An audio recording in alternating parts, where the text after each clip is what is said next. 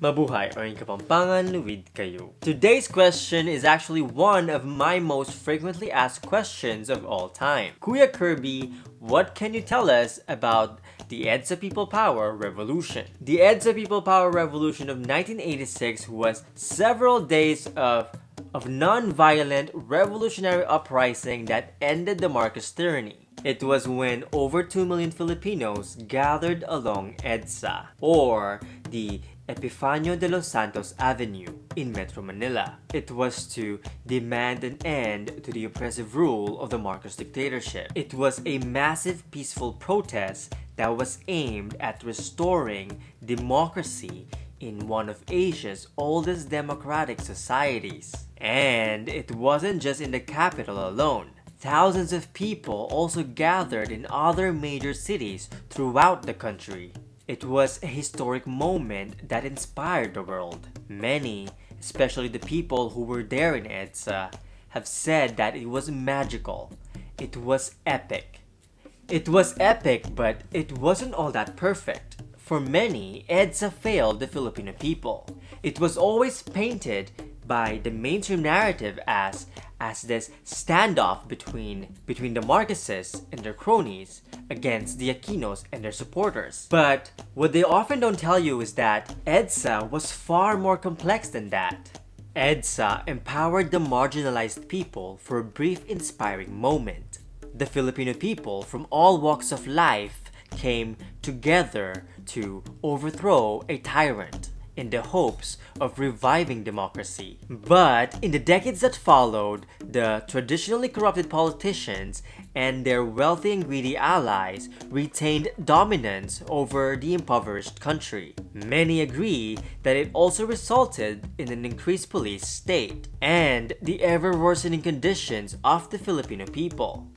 The EDSA People Power Revolution of 1986 failed because we ultimately failed in educating the younger generations about the true lessons of this epic movement. Instead, EDSA was made into this fairy tale of the good versus the evil, of the Aquinos against the Marcoses. But EDSA was really all about the people coming together, people from all walks of life coming together. It was all about a collective movement to push for genuine change and to demand justice for the good of the people, for the good of the country. And because of this, EDSA actually inspired similar non-violent revolutionary movements across the world, including the tearing down of the Berlin Wall in 1989 and the Arab Spring that reshaped global politics in the last decade.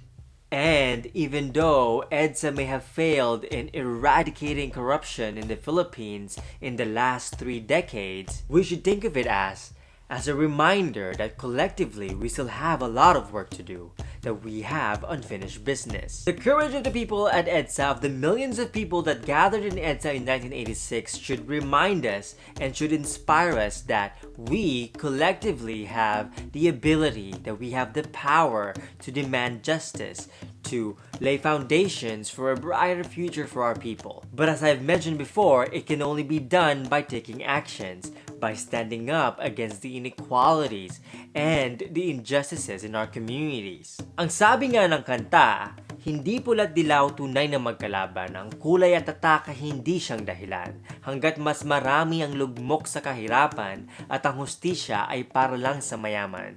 Hanggat may tatsulok at sila ang nasa tuktok, hindi matatapos itong gulo. And that is it for me today. If you want to learn more about the EDSA People Power Revolution of 1986, check out the links below for some insightful articles. And if you like this video and learned a thing or two, don't forget to subscribe.